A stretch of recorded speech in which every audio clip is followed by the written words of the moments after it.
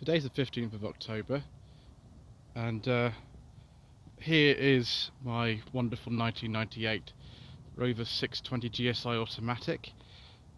As you know, this car has successfully completed the £500 Centrepod birthday challenge, and this car is actually now available for sale. For those of you who maybe didn't realise that or something like that, and maybe need to see a full walk around of the car, I'll just quickly do that for you. I've had this car for just under 2 months, or thereabouts, 6 weeks, 2 months, and as part of a challenge we have to sell it, and also where we live we just haven't got the space to keep this car.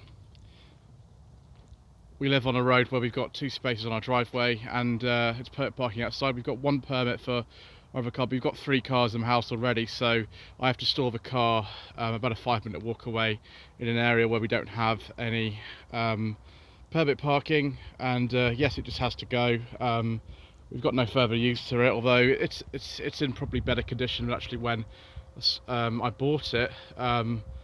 I really need your help if you know of somebody who wants this car, or if you want it yourself, then please look at the Auto Trader advert in the description below.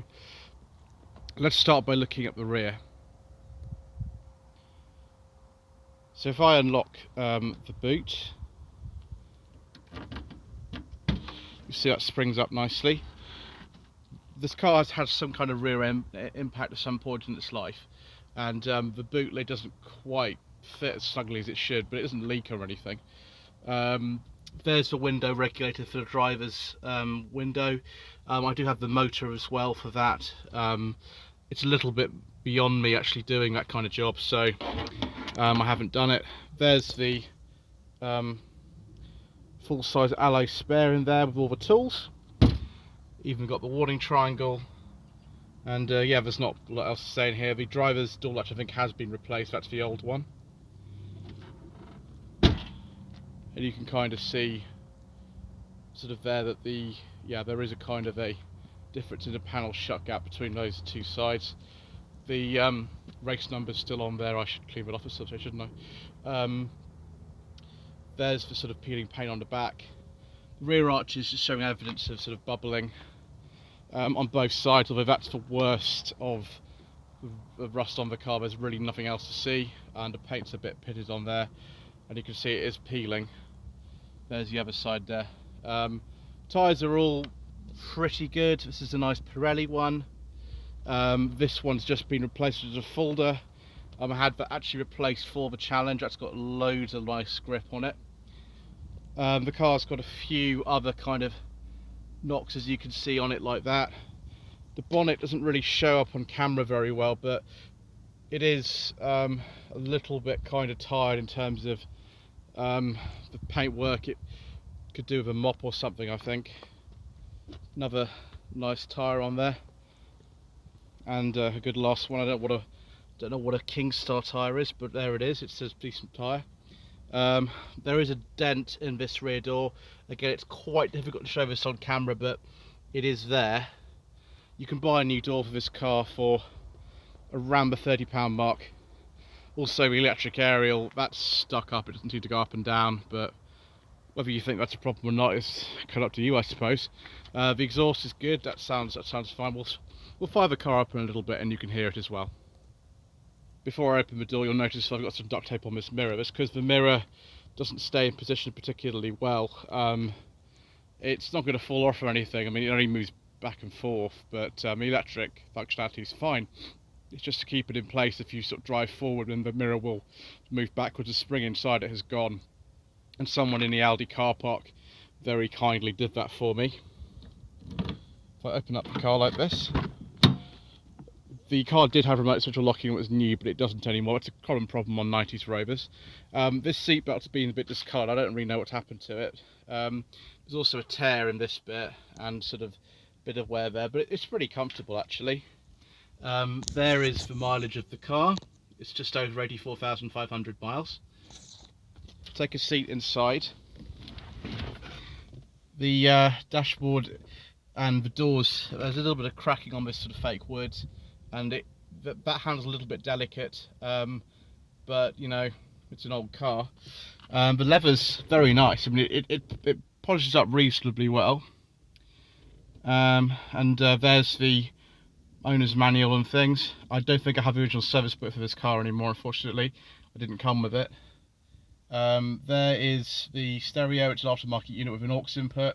It only seems to work on the back speakers, but I could be kind of wrong about that. The clock also doesn't seem to work, which is a bit of a shame. Sorry about the sort of light there.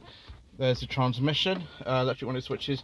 Drives window switches, as I said, doesn't do anything. But this is broken. Someone tried to go on it this time, previously, because the door cover was a tiny bit loose, and also that sort of plastic panel which should go over it is missing. We'll look in the rear of the car as well. Furious driving sticker, obviously. Now this is where it gets very nice. There's nothing really wrong in here. The windows work. The headlining is very, very slightly sagging, but you wouldn't really know unless you look very hard. Seats are very comfortable. Windows work. Got the leather armrest in there. The ashtray that hasn't been used. This wood's in very nice condition. Right, let's take a look under the bonnet. This is the 2-litre 131 horsepower Honda F-Series engine. It has had a new cam cover gasket. There is evidence of historical oil leak where that was leaking in the past, and there's a bit up there, as you can see as well, but it's not leaking at all anymore. The battery is relatively new. The engine mount, which is just here, it's seen better days, but you know, it is a little bit warm, but it's okay at the moment. It depends how hard you drive the car, really. All the fluids have been checked and they're all fine. It's not used any oil or water during the challenge, which is really good. And yes, it does have an MOT, this car, until July 2020, and there are no advices on it whatsoever, which is fantastic. Let's now start her up. As you can see, it starts up straight away, no problems whatsoever. Revs nice and cleanly. I'll just turn that off because I want to save fuel. We've got about half a tank of petrol in there as well. I'm not really going to be using this car over this course of this week, so that'll probably come with it. And that's about it, really, viewers. I only want £500 of this car. I think that's a fair price for it. It does have a relatively low number of owners. It's proved it's worth it, the challenge. Yes, these cars are pretty rare. Being the GSI, it does have a full leather interior. That electric sunroof does work as well, which is nice. The air conditioning doesn't, sadly. But yes, please use the link below to go to the Auto Trader website and see my advert on there. I'm not hiding anything. I don't like to do that to people. I like to be very fair. I don't like to have, you know, time wasted by people or waste other people's time. I don't think it's very fair. So yes, thank you ever so much indeed for watching. Of course, all the other cars in which took part in the challenge are available for sale as well. So I think the other channels, which are Lloyd's Mechanical, Marvel's Furious Driving, and Roach Mechanic, would appreciate it if you wanted to buy any of their cars, if you got in touch with them as well.